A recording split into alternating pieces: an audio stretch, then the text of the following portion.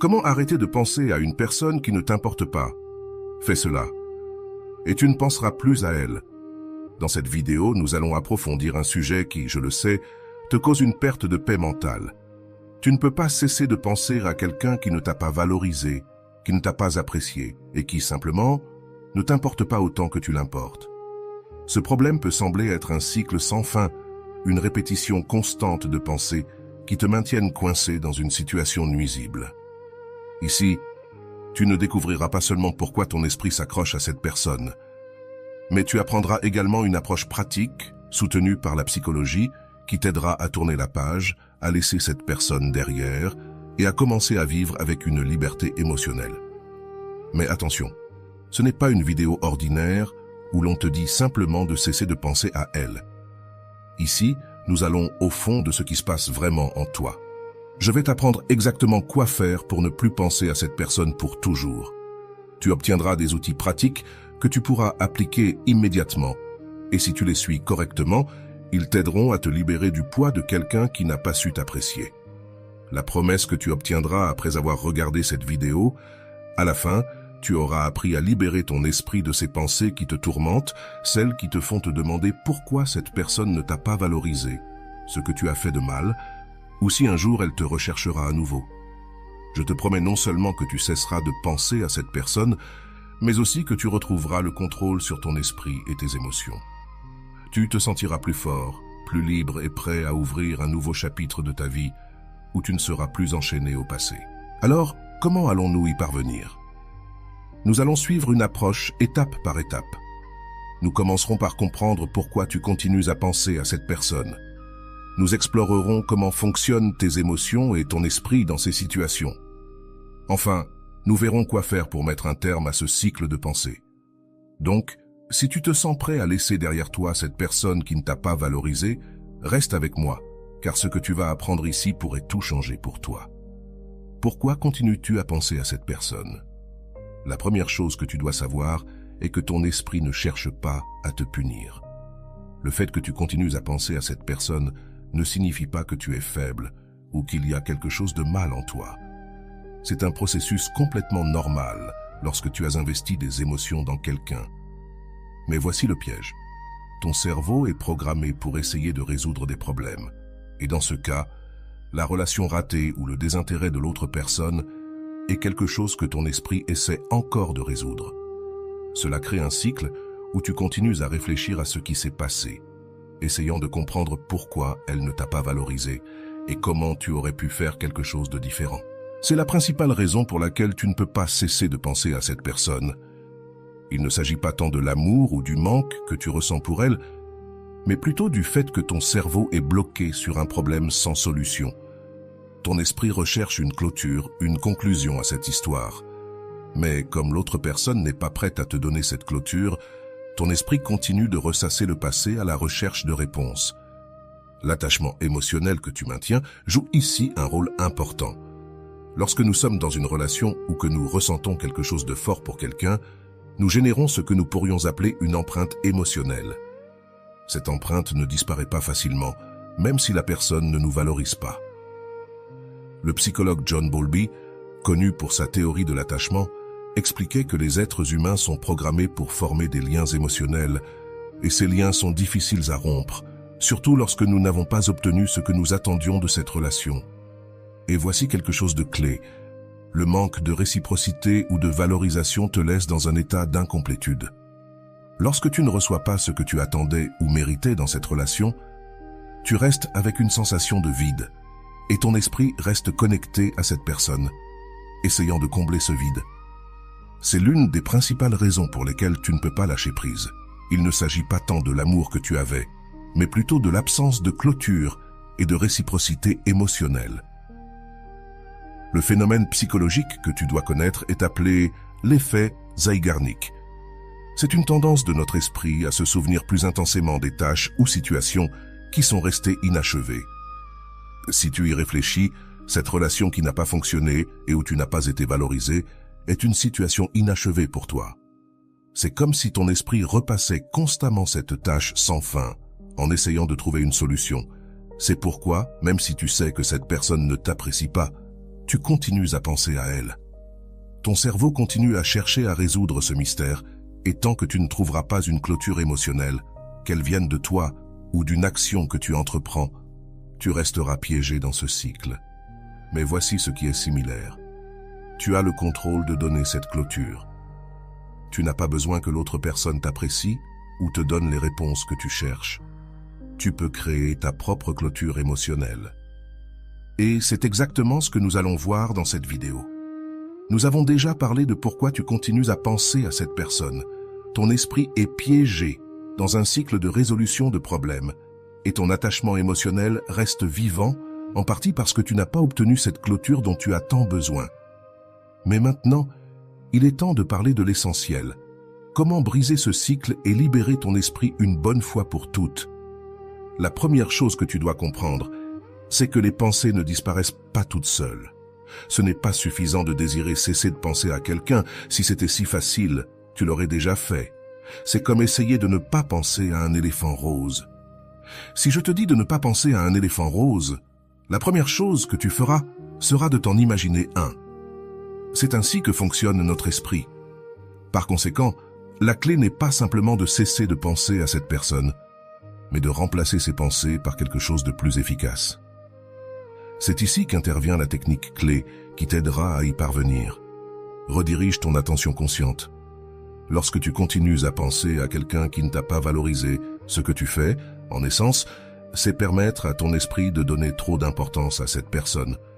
Tu te demanderas comment tu peux arrêter de faire cela.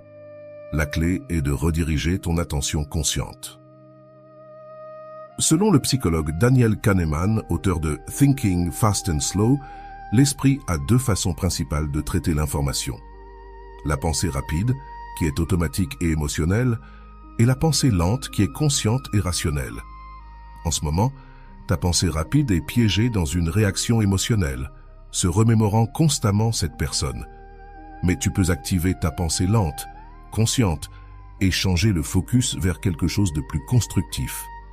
C'est quelque chose que Eckhart Tolle, auteur de Le pouvoir du moment présent, mentionne souvent. Il dit que les pensées sont comme des nuages. Si tu restes piégé en elles, tu te perds dans une tempête. Mais si tu prends le contrôle, tu peux observer ces pensées sans les laisser te dominer. Le premier pas est de prendre conscience chaque fois que tu penses à cette personne. Ce n'est pas facile car ces pensées semblent venir automatiquement, mais si tu t'entraînes à les noter peu à peu, tu commenceras à voir le schéma. Arrête le cycle avec une interruption consciente.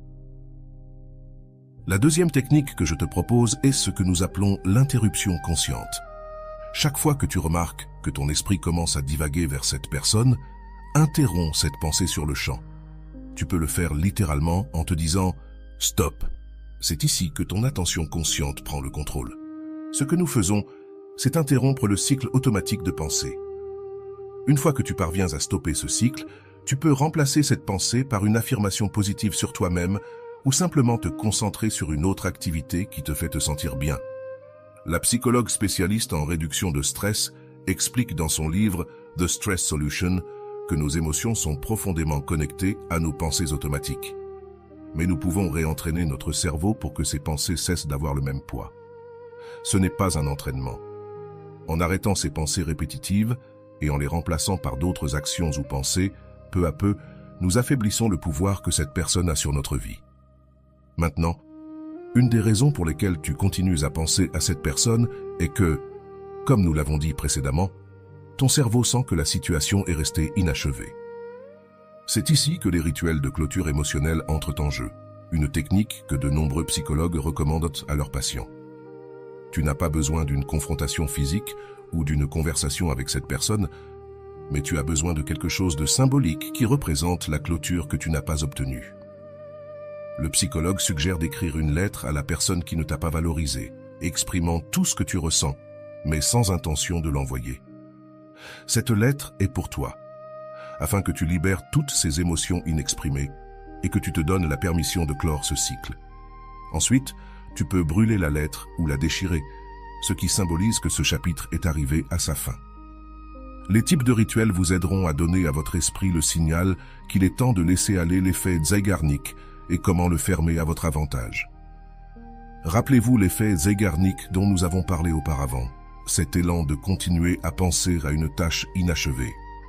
Ce rituel de fermeture émotionnelle vous aidera à résoudre ce sentiment d'incomplétude. Ce que vous faites avec cet exercice, c'est donner à votre esprit une conclusion, bien que symbolique, qui lui permettra de relâcher ses pensées persistantes. C'est comme si vous marquiez enfin cette tâche comme complète dans votre cerveau. Mais ne vous méprenez pas, ce n'est pas seulement une question de faire un rituel, et c'est tout.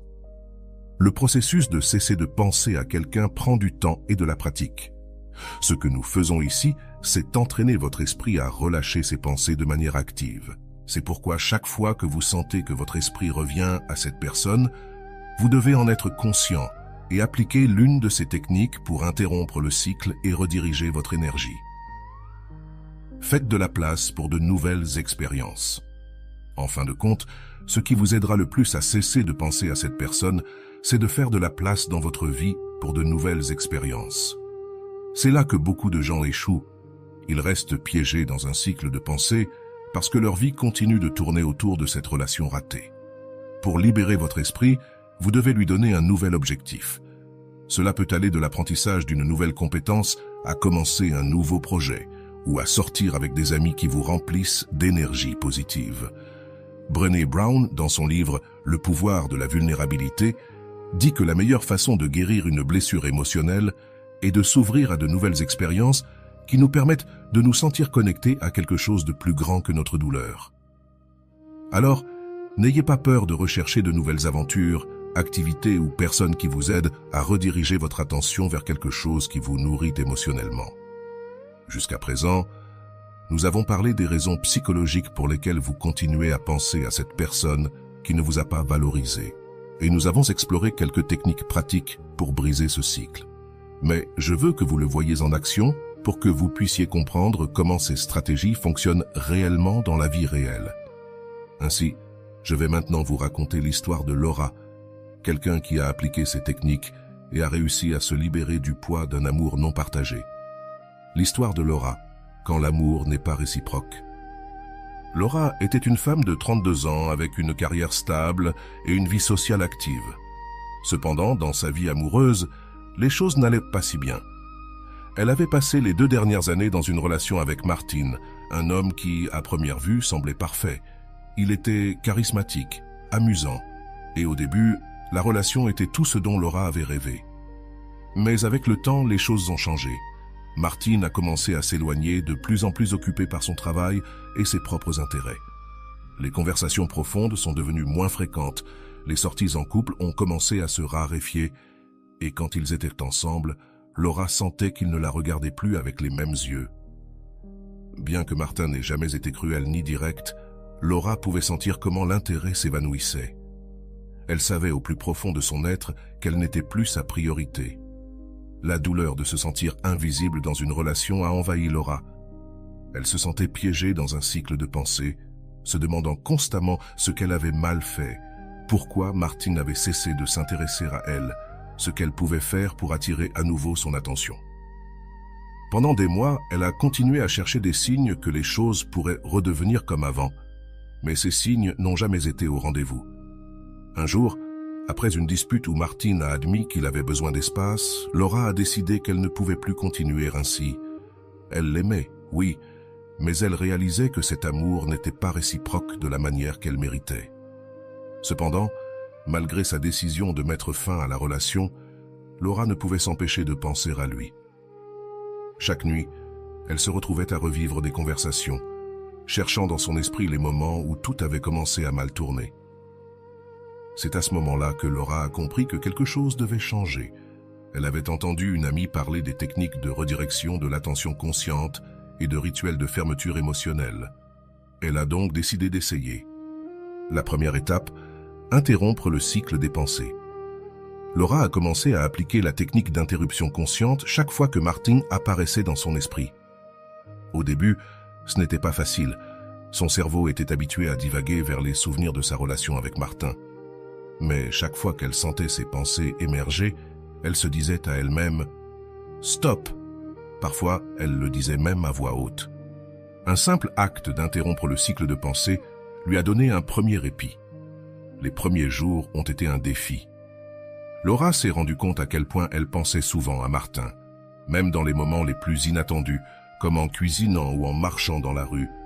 Mais avec le temps, en interrompant ces pensées de manière consciente, elles ont commencé à perdre de leur force. C'était comme si son esprit commençait à s'habituer à ne plus penser à lui. Automatiquement, le rituel de clôture émotionnelle s'est installé. Après quelques semaines de pratique de l'interruption des pensées, Laura a décidé qu'il était temps de passer à l'étape suivante, un rituel de clôture émotionnelle. Elle s'est assise à son bureau avec une feuille de papier et un stylo et a commencé à écrire une lettre à Martin. Dans cette lettre, elle ne s'est pas retenue. Elle a écrit tout ce qu'elle avait ressenti, toute la douleur qu'elle avait gardée en silence, mais aussi ce qu'elle avait appris de la relation. En finissant la lettre, Laura a ressenti un mélange de soulagement et de tristesse. Elle ne comptait pas envoyer cette lettre, elle le savait, mais elle avait réussi à exprimer tout ce qui la tourmentait. Cette nuit-là, elle a allumé une bougie sur son balcon et a brûlé la lettre. Alors que les flammes consumèrent le papier, elle a senti qu'une partie de cette douleur se dissipait aussi. Remplir le vide avec de nouvelles expériences a été une étape suivante importante. Après avoir effectué le rituel, Laura a pris une autre décision. Remplir l'espace que Martine avait laissé avec de nouvelles expériences. Elle a commencé à s'inscrire à des cours de poterie. Quelque chose qu'elle avait toujours voulu faire mais qu'elle avait reporté pendant la relation. Elle a également commencé à sortir plus avec des amis et peu à peu, sa vie a commencé à se remplir de nouvelles connexions et d'activités qui lui apportaient de la joie. Chaque fois que son esprit revenait à Martin, Laura appliquait les techniques qu'elle avait apprises. Elle interrompait les pensées, se rappelait le rituel de clôture qu'elle avait fait et redirigeait son attention vers les choses qui comptaient vraiment dans sa vie. Le processus était lent, mais constant. Jour après jour, les pensées sur Martine sont devenues moins fréquentes, jusqu'à ce qu'un jour, elles ne prennent simplement plus la même place dans son esprit. Ce que Laura a appris de tout cela, c'est qu'il ne s'agissait pas seulement d'arrêter de penser à Martin, mais de reprendre le contrôle de sa propre vie. En cessant de centrer son attention sur quelqu'un qui ne la valorisait pas, elle a découvert de nouvelles passions, de nouvelles amitiés et une nouvelle version d'elle-même qu'elle n'avait pas vue depuis longtemps. Le plus important que Laura a compris, c'est qu'arrêter de penser à quelqu'un ne signifie pas simplement oublier, mais donner une clôture émotionnelle à cette histoire et s'ouvrir à de nouvelles possibilités. Et c'est exactement la promesse de cette vidéo. Tu peux aussi faire la même chose. Si tu appliques ces techniques, tu peux te libérer de cette personne qui ne t'a pas valorisé. Et surtout, tu peux te sentir de nouveau libre et complet.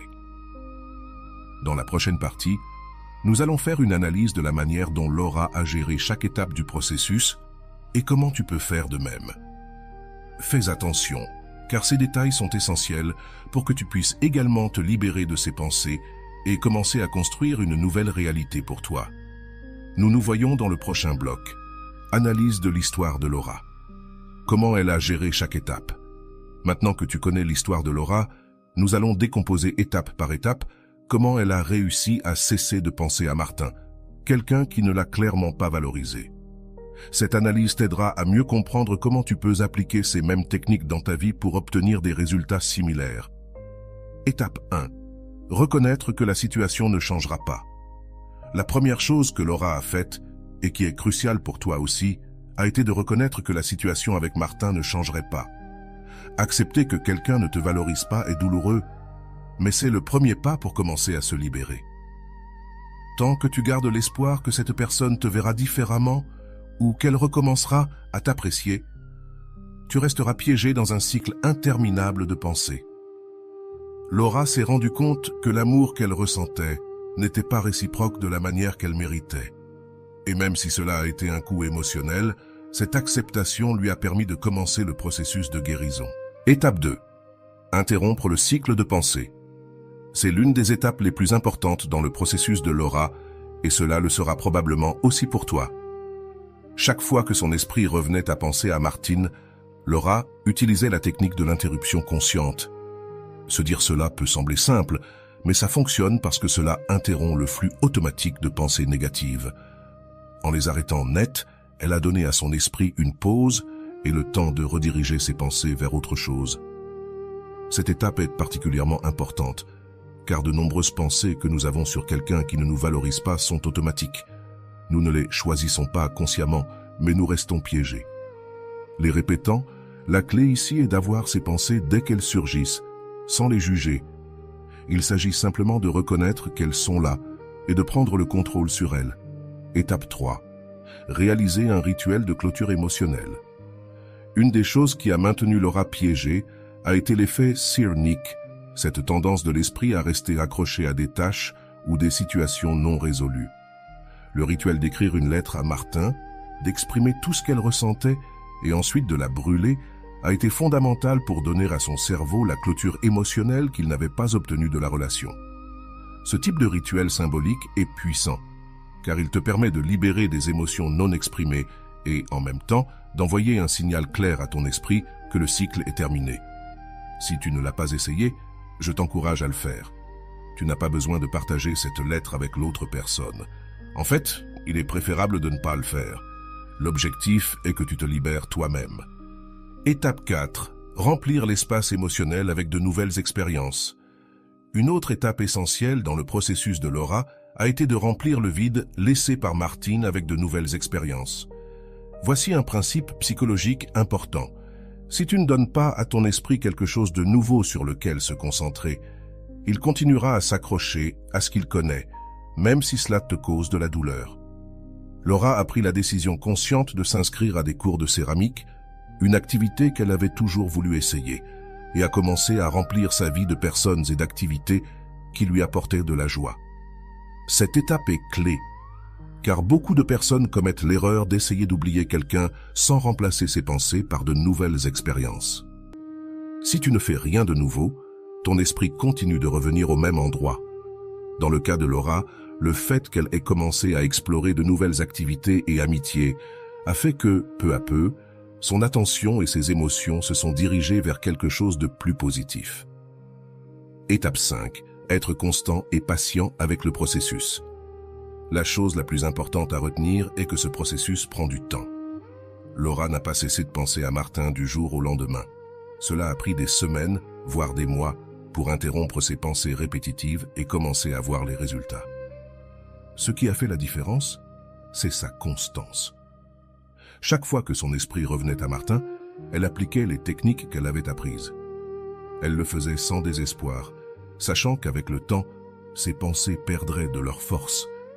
C'est ici que beaucoup de personnes se trompent.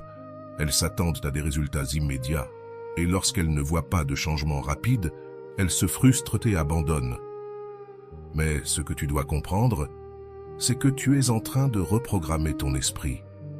Et cela prend du temps. La constance est la clé.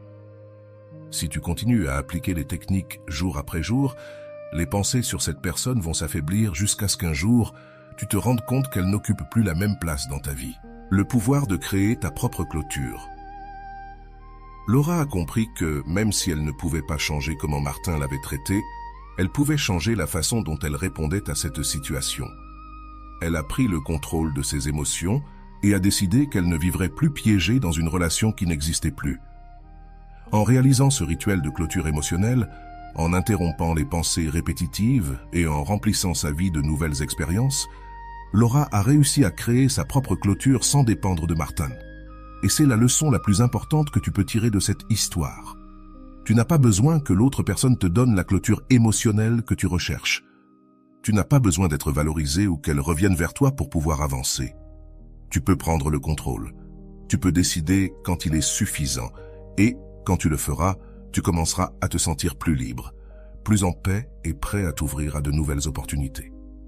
Maintenant, c'est à ton tour. As-tu traversé une situation similaire à celle de Laura? Est-ce que tu trouves difficile de ne plus penser à quelqu'un qui ne t'a pas valorisé?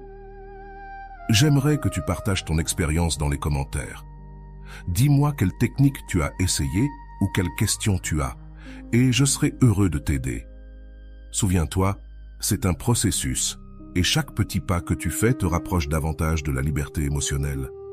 Partage ton histoire, réfléchis à ton expérience, et n'hésite pas à demander si tu as besoin d'orientation.